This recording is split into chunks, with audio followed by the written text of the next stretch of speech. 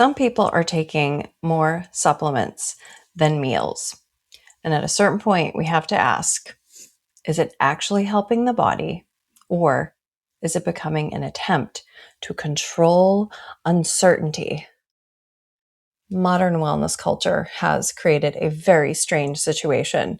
People are exhausted and they're overwhelmed and they're stressed and they're overstimulated and they're disconnected from their own rhythms and they're disconnected from the rhythms of nature. And instead of simplifying their lives, many are continuing to add continuously more and more things, more powders, more pills, more protocols, more optimization. I'm Heather Grzych. I'm an author and an Ayurvedic practitioner, and I'm the host of the Wisdom of the Body podcast. And I'm so happy that you're here because together we are going to help people rewrite some narratives. This episode is about what happens when wellness becomes accumulation instead of clarity, and why so many people are trying to supplement their way out of a life that actually probably just needs some simplification. One of the problems is that the wellness industry actually rewards accumulation of things. It's very easy to believe that more supplements, more biohacking, more products, more information must equal better health. But Ayurveda has a very different orientation. In Ayurveda, which is what I studied and practice, one of the central ideas is agni, or your digestive fire. Agni is not just about digestion in the narrow sense or the literal sense of digestion. It's about your capacity to process life, your food, your experiences, all the things that come in through your senses. And at a certain point, the body stops benefiting from more input, unlimited input, and it starts struggling to process it. Now, to be clear, I want you to understand that I love supplements. I love herbs. I totally believe they have value. I use them clinically. I use them on myself.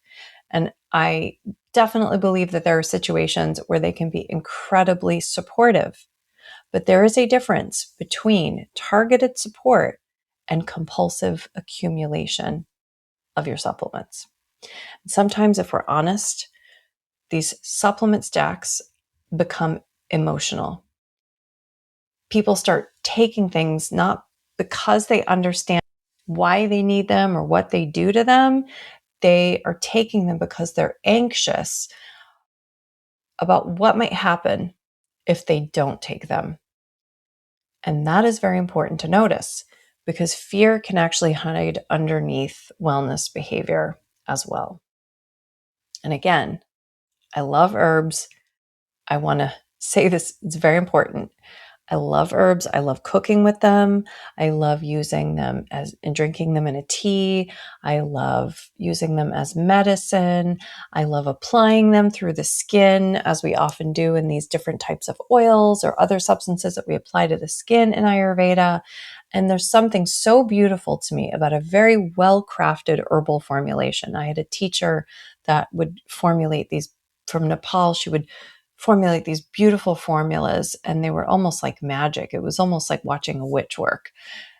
It's so beautiful to see someone who's really good at crafting a formula. But part of why I feel the way that I do is because I studied herbal medicine very deeply. I studied what the herbs actually do. I studied their energetic qualities, their functional actions, and how they interact with different types of bodies and different types of constitutions with different types of digestion and different phases of life, and women at different phases of the menstrual cycle.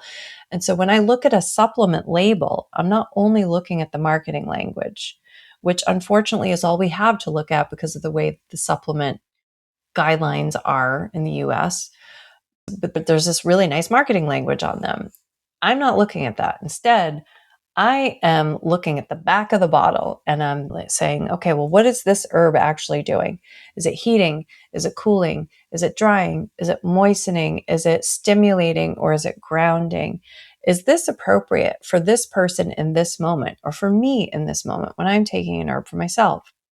And that's very different than just picking up a bottle because it says wellness formula or women's formula or anti-inflammatory or stress support. These are vague terms. They're incredibly vague. They don't tell you what the herbs are doing. They don't tell you why they're there or whether they actually match your situation in your body. And I think if people are going to use herbal supplements, which absolutely can be so powerful, and they are powerful, but we can do it much more skillfully when we understand the actual actions of what we're taking.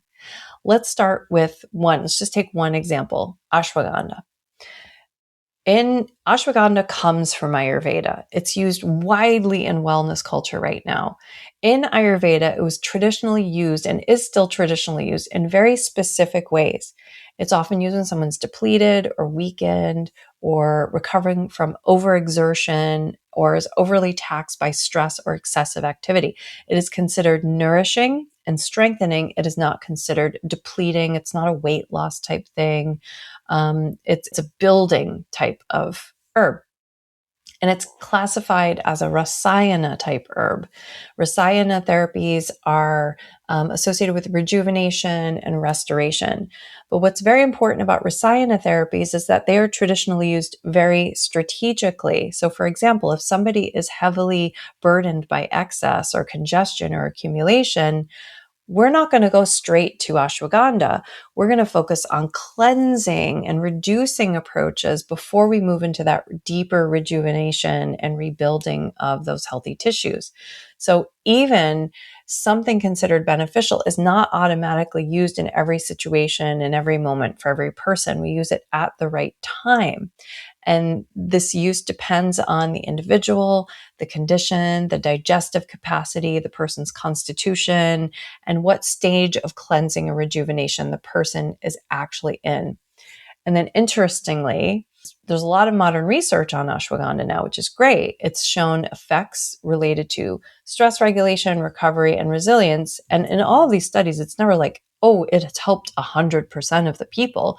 And that's where the nuance comes in with Ayurveda, is that we try to understand why did it work for these people and not work for these other people, which is really tricky. We all know that most medical fields have a very difficult time personalizing medicine, right? So this is a very good example. Ashwagandha is a very good example of where this traditional knowledge that we've had in Ayurveda for thousands of years, it's been passed forward through lineages and education, clinical practice. These lineages and this traditional knowledge are being combined and married with modern science. And now the studies are showing us that these things work. But again, it's not working for 100% of the people. So we want to understand, why is it working for X percent and not working for the other percent? But the important point is that ashwagandha is not powerful because it's trendy. It's definitely trendy. It's powerful because it has very specific actions that may or may not be appropriate depending on the situation. And that's very different than treating herbs like general wellness accessories, like an earring, right? Or the handbag that you take with you when you need a little zhuzh in your life, you know? Okay. So again, I love herbs, but we're a little crazy with them sometimes. Years ago, I was in this yoga teacher training. When I went to become a yoga teacher, the head teacher was a vegan. And this yoga teacher training required that we eat a vegetarian diet. She didn't make us go full on vegan, but it required that we eat a vegetarian diet the entire month that we were there. And that was hard for me because I ate meat like 2 times a day at that point in my life. And I smuggled in beef jerky in my suitcase when I arrived because I was like, I can't believe I have to eat, vegetarian for a full month. I didn't know what was going to happen. And maybe there was a part of me that was also embarrassed because everybody at this thing was vegetarian.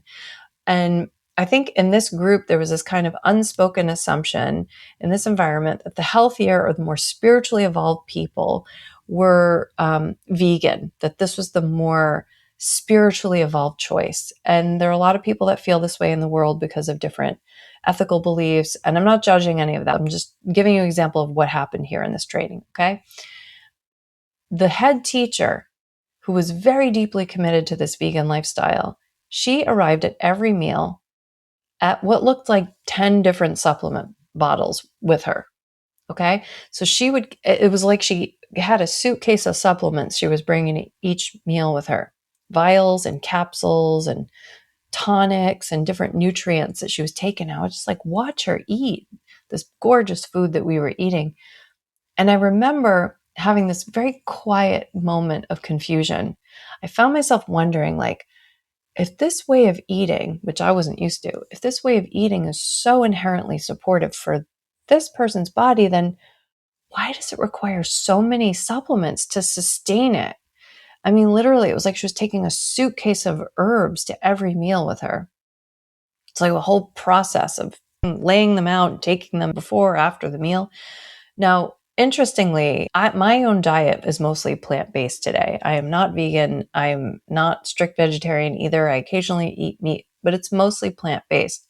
So this isn't about whether you should become a vegan or a vegetarian. What struck me was something larger, okay? The growing disconnect between what people believe they should be doing and what their bodies are actually communicating to them. And I think a lot of modern wellness culture encourages people to override those signals in pursuit of an ideal that they're striving for. I have worked with people who are taking sleep supplements, hormone support, energy supplements, adaptogens, nootropics, green powders, tinctures, mushroom blends, probiotics, electrolytes, all the big supplement brands that are out there. I've had people hauling their herbs into my office when I had an in-person practice. I get a big list of them on my first intake when I do a consultation with somebody. And they show up with all of these, all while living a life that oftentimes just the life needs some fundamental changes.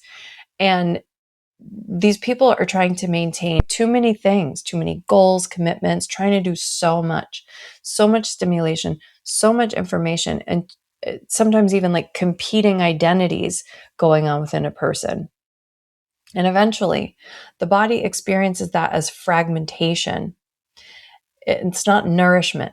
So this idea of supplements means you like add something, you're supplementing, you're bringing this in to make something, I would say, whole, right? Or better.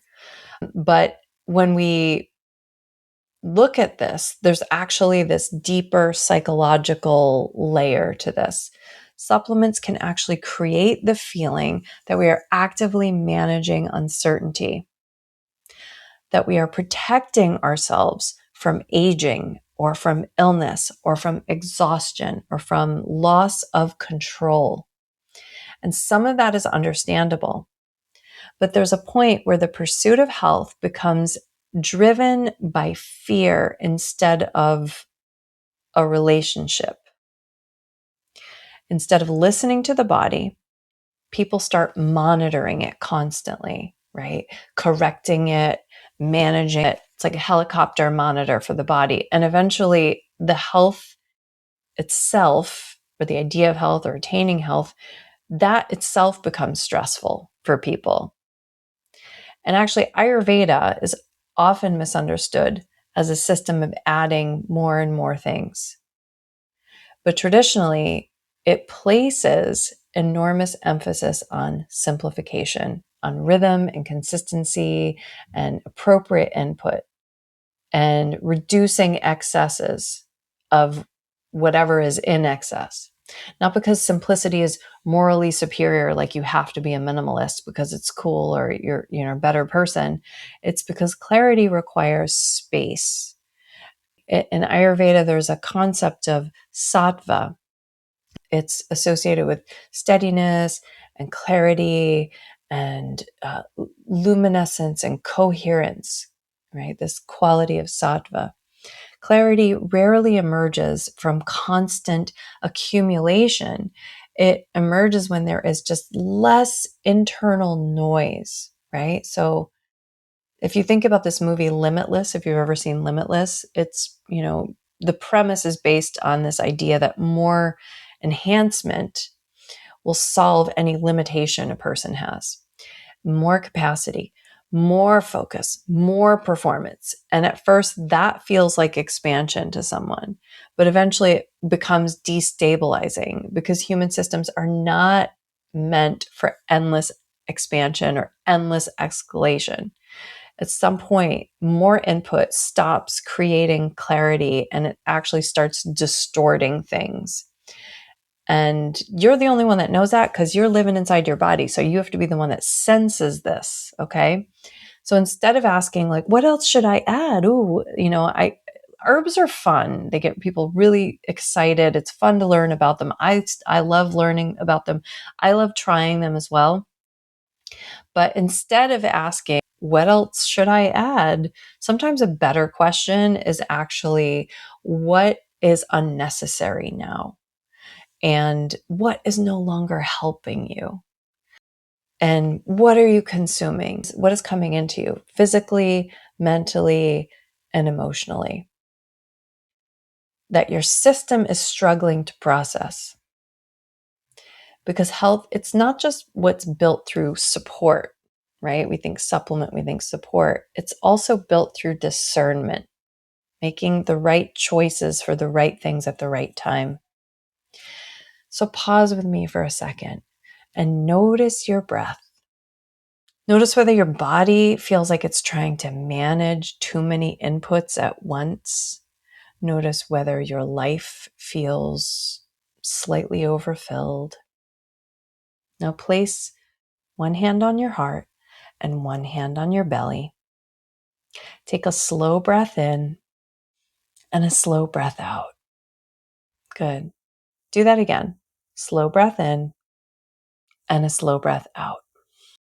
One more. Inhale, exhale. Quietly ask yourself, what would feel simpler right now? Not more optimized, not more enhanced, but just simpler. Because sometimes the body, it does need support. Yes, but sometimes what it needs most is less fragmentation, less stimulation, and less excess. Not every problem is going to get solved because we add more. Sometimes you get clarity when we stop trying to manage every outcome and start trying to create the conditions that the body can actually sustain.